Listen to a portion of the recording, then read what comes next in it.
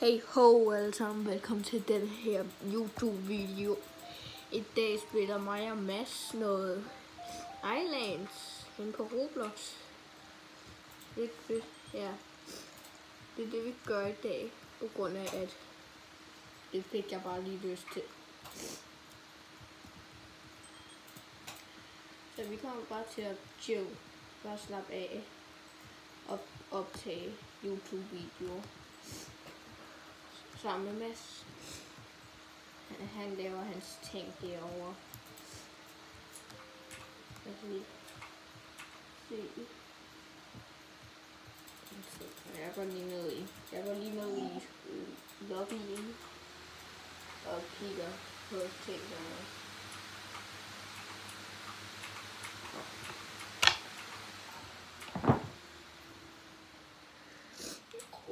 Prøv at se, hvis jeg først lidt opmærksom nu, at han skal have fået frugter. Og har det det? Ja. Ja, okay, nice. Og den her kommer jeg til at rykke, fordi den her har ikke vokset. Jeg ved, hvor den er hen med stenene. Jeg tror, Jeg har lige kigget i shoppen her. Jeg tror, jeg tror, den går der. Vi kan begynde at sælge ost. Jeg skal se, hvis det er okay. Ja, vi kan begynde at sælge ost eller mælk.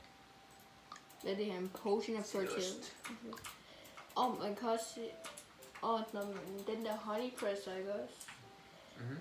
Man kan proppe den i jars, og så kan man sælge det. Okay. Hvis jeg bruger noget birchwood, køber du et birch sækken? Det burde man gøre hen med farmeren. Ja, jeg ved ikke, om du har penge til det derude. Jeg har 7.000, så... Ja, måske. Der tænker jeg, at du har det. Så jeg lader bare... Når du er der, kan du så ikke også købe nogle oak saplings? Oak saplings? Ja.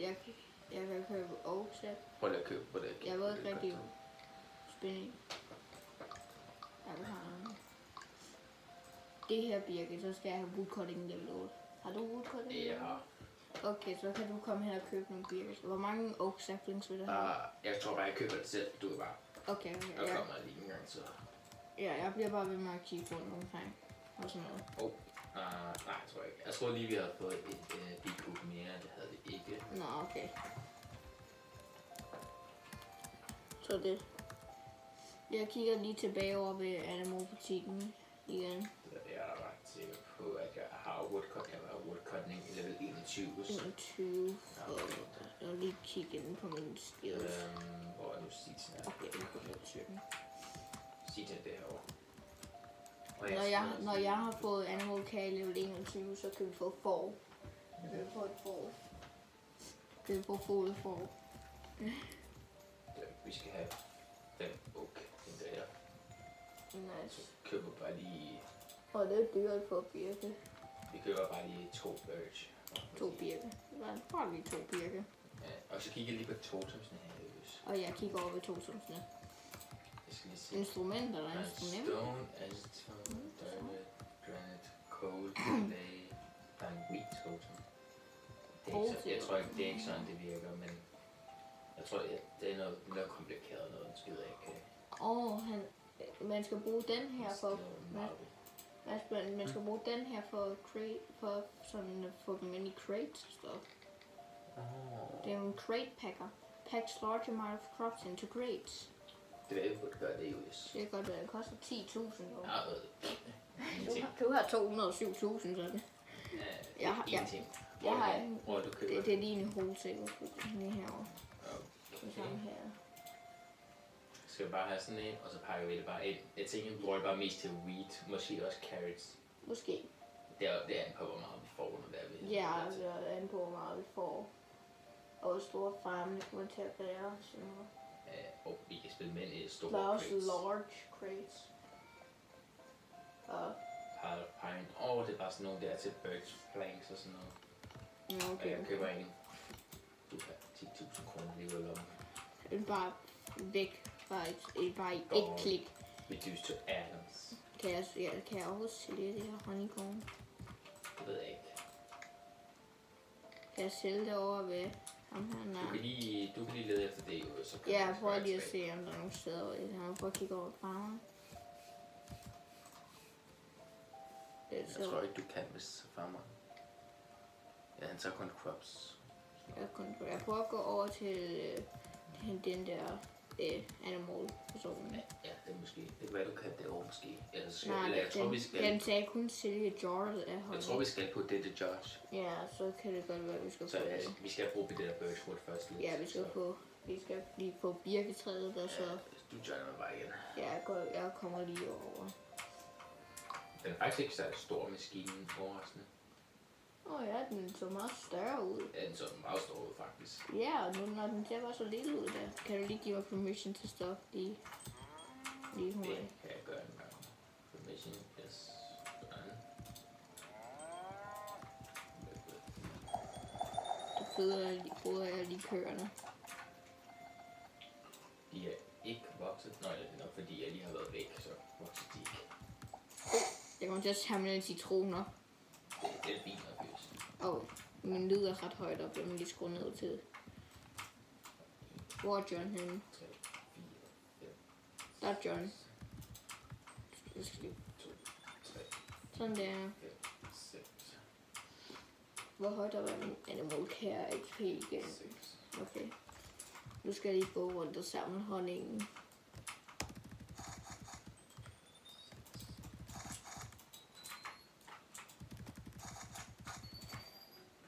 Der så er jeg level 18. Merchant offer mayonnaise jar. Okay. Hvor du er lige derovre til at se, er det birketræerne? Ja. Og de der oak saplings og stuff. Den er ikke... den var... Jeg skal sige, den har ikke vokset, og så bare... Så er den bare... Kom bare ud, du lå. Det var bare Mario. Lad mig lige give den her citron her. Nej, du vil bare beholde den, hvis det er fint nok. Okay, jeg beholder den bare. Jeg kommer til at smide den. Oaksapling, der vokser. Jeg begynder lige hurtigt at høste. Ja, det gør det bare.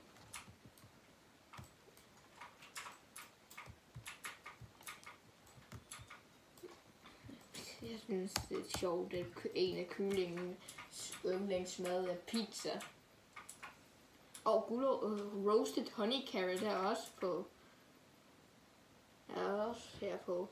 Prøv at se, Mads. Normalt så prøv lige at se. Det her, det er den 3 favorite food, og så scroller jeg videre, så der den har. Det er ikke engang rigtigt. Ja. Det var ret cool. Og en lille smule honning deri.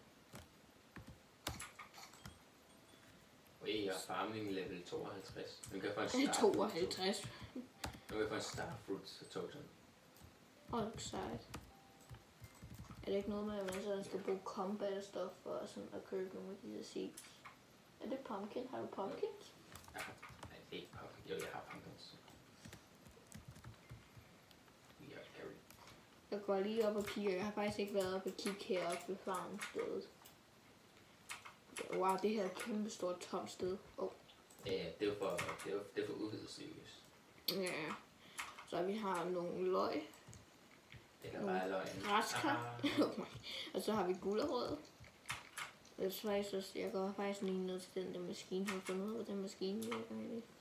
Nej, jeg kan lige gøre det nu. Ja, du kan måske have sådan noget video på at finde ud af det. Jeg har også 200 og... 2 carrots. Ja, 200 carrots her. Det er mange carrots. Ja. Hey. Configure. Jeg fik et ekstra og prøv at se. Og jeg har prøvet ud af, hvordan den virker. Man skal bare have 100 af dem, og så klikker man bare. Så. Potatoes. Kartofler. Oh my god. Jeg skal have nogle kartofler på et tidspunkt. Det skal vi. Så meget. Ja. Vi er i Danmark.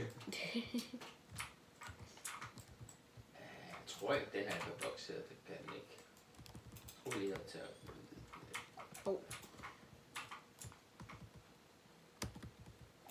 hovedet er bare de køerne. Nice. Og jeg skal også lige... Jeg er overrasket, at der ikke er kommet nogle nye hives. Jeg tror nok, at vi har brug for flere blomster. Men jeg har lagt mærke til, at blomster er begyndt at spåne mindre på en eller anden grund. det ved jeg ikke, det er bare fordi, jeg tror bare aldrig, der spawner så mange hele taget. Det er bedst, når de spawner bare sådan virkelig meget tidligere.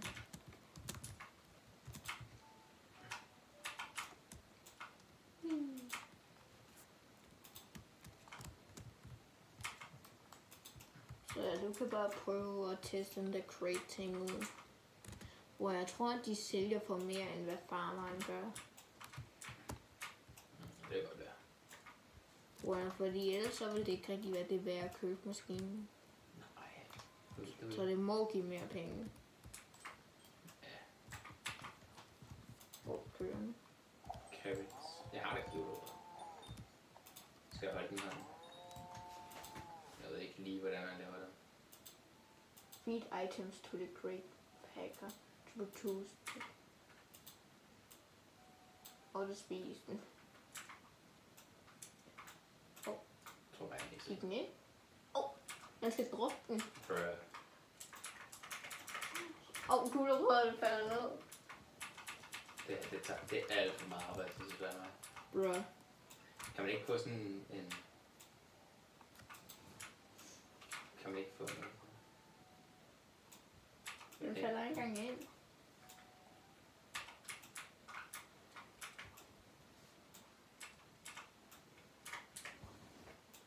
Måske... det står bare guld over den der. Det her... Men det her ligner sådan noget, som man kan lave sådan et system med. Sådan en conveyor belt system ligner det, man kan lave med det. Jeg tror hvis vi extender sådan en conveyor belt ting, så bliver det nemmere.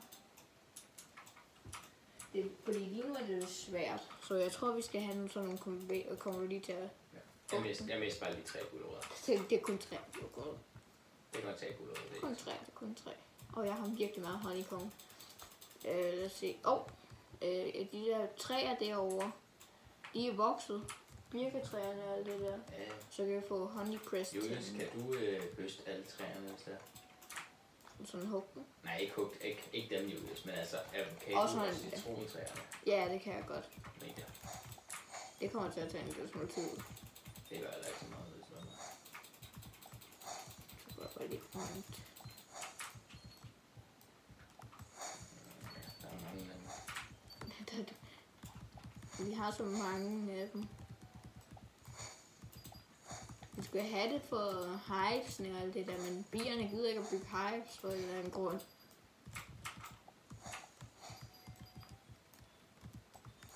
Ved du hvad, jeg søger faktisk lige op, om der er et limit på hvor mange honey hives man kan have. Skal jeg lige passe på kameraet her.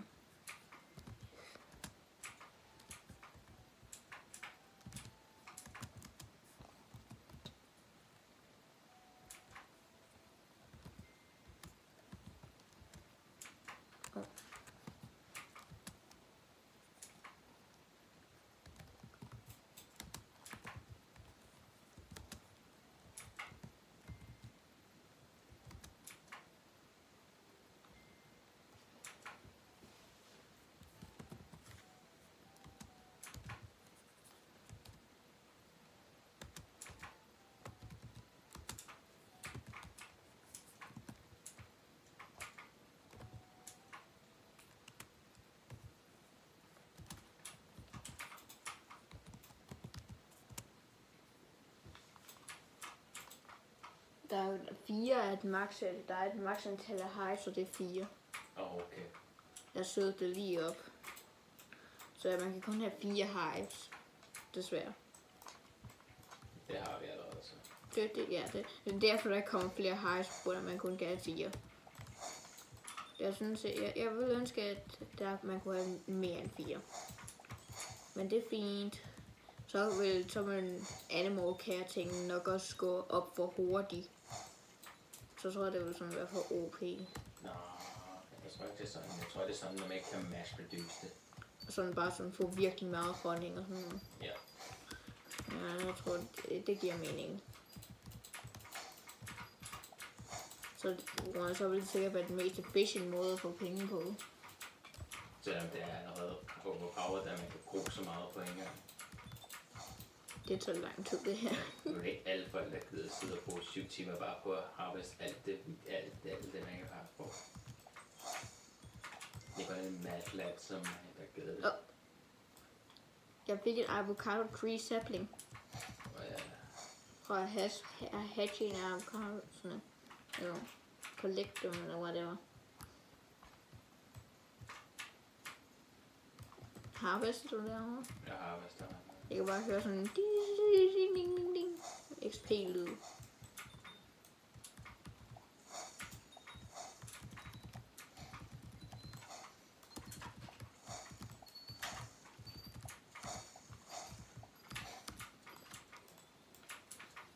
Det tager så lang tid at få alt det her vendt. Det tager så lang tid. Jeg troede lige, at jeg havde brugt til at samle alle de her avocados op.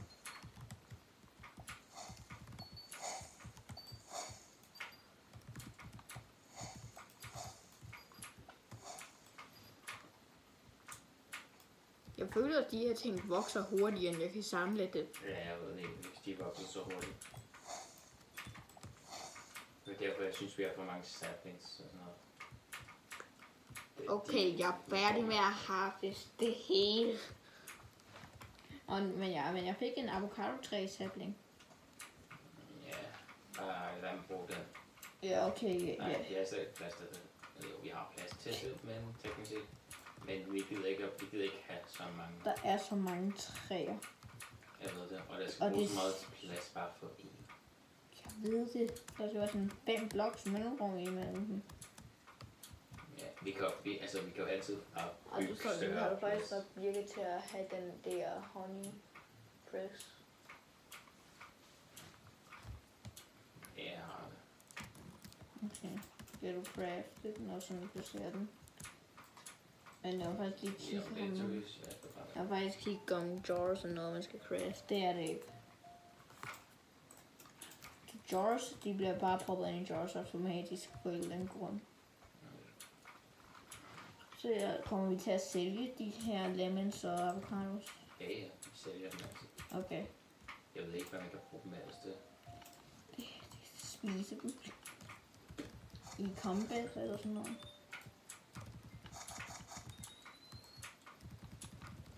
Jeg tror snart, vi skal skifte wheelet ud med noget andet måske. Der er simpelthen der er så meget af det. Og ja, bærene. Jeg har glemt om bærene. Jeg får ondt der og lidt.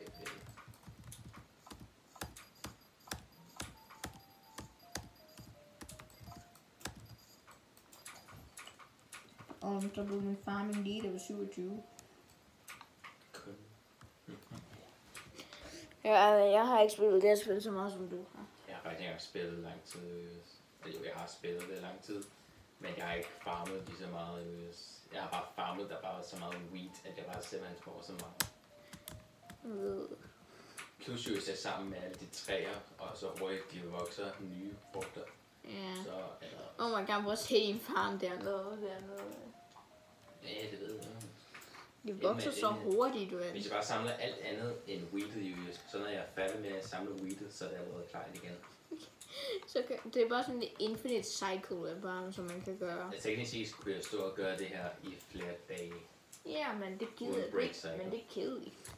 Og det kan jeg heller ikke. Jeg kan ikke sidde sådan flere dage, bare sådan sidde der og holde F ind. Nej, det gør så ondt. Hvis jeg havde sådan en auto-ting, ligesom en bisworm, noget level 53 i farmen. Hvis jeg havde sådan en, så ville jeg, så kunne jeg teknisk set sidde for evigt. Sådan en macro. Ja. Jeg ved, at jeg måske ikke kan man faktisk lave dem på det her spil. Jeg gider heller ikke. Jeg tror heller ikke, jeg får lov til det sådan noget. Nej. Jeg kan se, at jeg kan bare se en lille plus 1 på din skærm. Ja. Bare få en hel af seeds. Bro, du får så mange seeds. Oh my god. Oh my god, du snakker om det, og your wishes might come true. Bare spillet dig. Mere. Oh my god. Stop. Stoppede ikke. var sjovt, hvis den bare lige poppede op ved den sidste. Ja, det sad jeg faktisk også lige at tænke på. Nå, men jeg går ud og sælger de her lemons og avocados. Okay. Er det til at få en lille smule penge? Jeg Du skal skal også bruge nogle penge. Ja, jeg har 7.000. Du har 200.000. Jeg tror faktisk, at det er ikke gået under. Og nu har jeg jo under, siden jeg skulle købe den maskine der. Ja, vi skal også, det er også det der crate. Vi skulle også lave sådan en conveyor belt system med det der crate Ja, det stuff. ved simpelthen ikke. Jeg tror, jeg skal bruge noget mere på det. Jeg tror bare på grund af, at du bare sådan... Jeg tror bare, hvis du sådan en extender conveyor belt, den bare en lille smule. Old school studios. Jeg spillede det her i seriøst, det er for lang tid siden i USO. Så var det som 2 år siden, jeg begyndte at spille det. Og jeg har ikke spillet det sådan et år eller 2 nærmest. 2 år siden. Så lang tid siden er det. Så det var sådan 2021. Ja, det var jo under. Det her spil var lavet i 2020, så... Var det til 2020? Ja, det var det. Jeg kan jo lige... hvor er farmeren henne? Derovre er han. Ja. Cletus. Cell props. Det var Cletus fra Simpsons.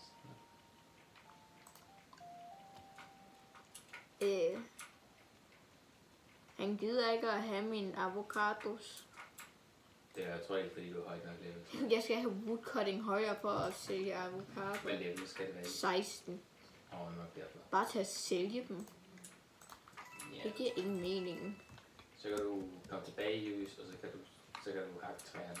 De der ogerbirke. Ja. Jeg ved ikke engang, Julius, har du hovedet økse og sådan noget? Ja, jeg har økse og sådan noget. Har du egen? Jeg har stenøkse. Okay. Der er noget egen, Julius, jeg har smeltet, hvis du kan bare tage det, og så kan du bare lave dig selv noget. Kan du faktisk også sådan lave den der honey press sådan? Ja, jo, så Ja. meget. Så meget egen bruger du det heller ikke. Jeg har jo sådan 200 smeltet egen, så meget håber jeg ikke, du bruger just. Okay, så. Det har hvor meget? Har du noget honey? Så gør det jo, så kan jeg så godt sige, så siger jeg, hippity hoppity, get the fuck off my Og nej, så gør de hans diner. Men jeg er lige snart, at vi får en honey press, så kommer vi til at få penge. Så kommer pengene. Jeg er på det. Jeg ved ikke engang, hvor meget honning man skal bruge for at lave et job. Det ved jeg ikke, men jeg har 100. Jeg har 172 af det, så. Og jeg har sådan noget 94, tror jeg. Jeg tror, det var 95. Jeg har prøvet at på 94. Nå, okay. Det er også ret lige meget. Det kan du kan bare kigge ind i dit inventory. Ja, jeg skal lige være færdig. Ja, det kan du godt.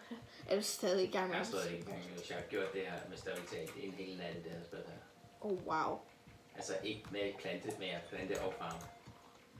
Som er stadig ikke absolut ridiculous. Det er så langt. Oh my god. Det er allerede begyndt, det er allerede færdigt nede i bunden. Det er lige, prøv at se, hvis det var sådan en 3-stage evolution, mand. Det er Pokémon Go, det her, mand, nu. 3-stage evolution. Det var sgu da, jeg skal lige finde... Der er John. Jeg har stadig ikke lagt nogen æg, men... Jeg er heller ikke glad, tror jeg. Ja, jeg prøvede ham at stoppe og give ham happiness, så... Har du plukket bærene, Julius? Er de vokset igen? De vokser ret hurtigt. Alt her vokser hurtigt, Julius. Du kan lige så godt være klar til at farme det. Og ja, jeg har ikke commission med endnu.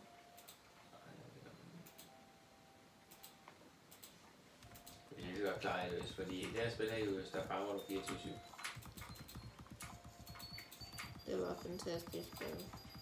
Fuck. Sådan der. Jeg collecter også lige honeycomb. Jeg har 95 honeycomb, kan jeg så sige. Jeg havde ret. Dang.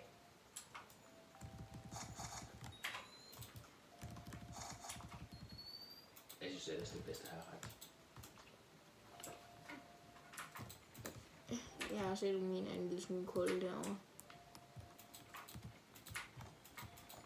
Samme der, der mining her, jo, hvis de spawner, så skab dem på. What? Hvad er det? Mads.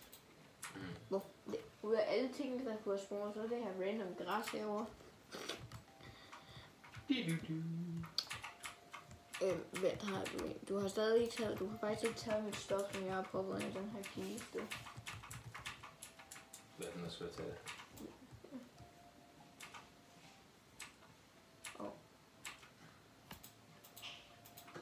Ja, det her er bare til dig, alt det stof. Hvad er det? Ja. Så pætter jeg lige det. Og level 19. Det var 21 for at få et får, så... Jamen, den her YouTube-video begynder også at blive lang, så... Jeg går lige over i lobbyen og laver en outro. Okay.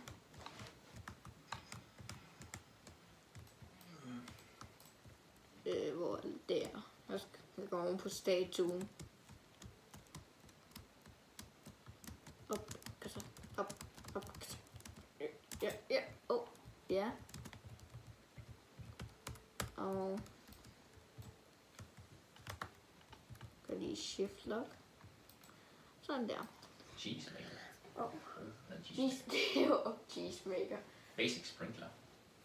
Provides water to nearby crops must be. Ja. Hvis det har fået dem til at gro hurtigere, så nej tak. Det gør det. Oh my god, jeg skal ikke have det. Nå, men jeg håber, I kunne nyde den her video. Husk at like og subscribe og alt det der. Vi ses bare i næste video. Hej hej.